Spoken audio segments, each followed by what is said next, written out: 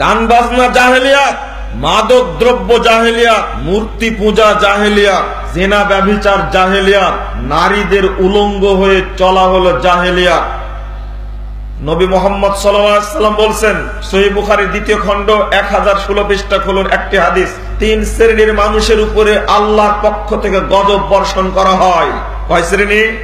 3 শ্রেণীর মানুষের উপরে আল্লাহর পক্ষ থেকে গজব বর্ষণ করা হয়। তিনি অত্যন্ত রাগান্বিত থাকেন। তার মধ্যে 1 শ্রেণীর মানুষ, যে ব্যক্তি মুসলিম সমাজে জাহেলিয়াতকে বিস্তার করে, প্রচার এবং প্রসার ঘটায়, তাদের উপরে আল্লাহর পক্ষ থেকে গজব বর্ষণ করা হয়। 2, সহিহ বুখারীর 172 পৃষ্ঠা খুলুন, প্রথম খণ্ডের। নবী মুহাম্মদ সাল্লাল্লাহু আলাইহি ওয়াসাল্লাম বলছেন, যে ব্যক্তি সমাজে জাহেলিয়াতকে প্রচার করবে, এতদা অঞ্চলে কাঞ্চনের, এতদা অঞ্চলে কোন মদ, গাঁজা, চুয়ানি, ফেন্সিডিল, ইয়াবা, বিড়ি, তামাক, জর্দা, গুল, সিগারেট, এই সমস্ত মাদকতার বিস্তার ছিল না। যারা এর আমদানি করেছে এবং যারা এটা কিনে খাচ্ছে, আল্লাহর নবী তাদেরকে লক্ষ্য করে বলছেন, তারা জাহিলিয়াতের বিস্তার করেছে, এরা আমার উম্মত নয়।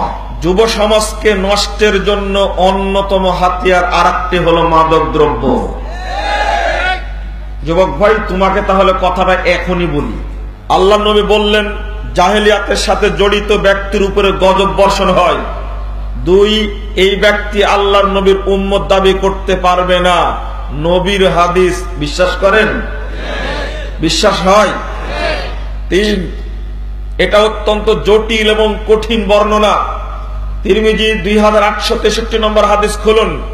নবী মুহাম্মদ সাল্লাল্লাহু আলাইহি ওয়াসাল্লাম বলছেন, যে ব্যক্তি সমাজে জাহেলিয়াতের বিস্তার ঘটাবে, এই ব্যক্তি জাহান্নামে যাবেই যাবে। যদি ওই ব্যক্তি সিয়াম পালন করে, ওয়াসাল্লা, যদি ওই ব্যক্তি সালাত আদায় করে, ওয়াজামা আন্নাহু মুসলিম, যদিও নিজেকে পাক্কা মুসলিম বলে ধারণা করে, তবুও জাহান্নামে যাবে।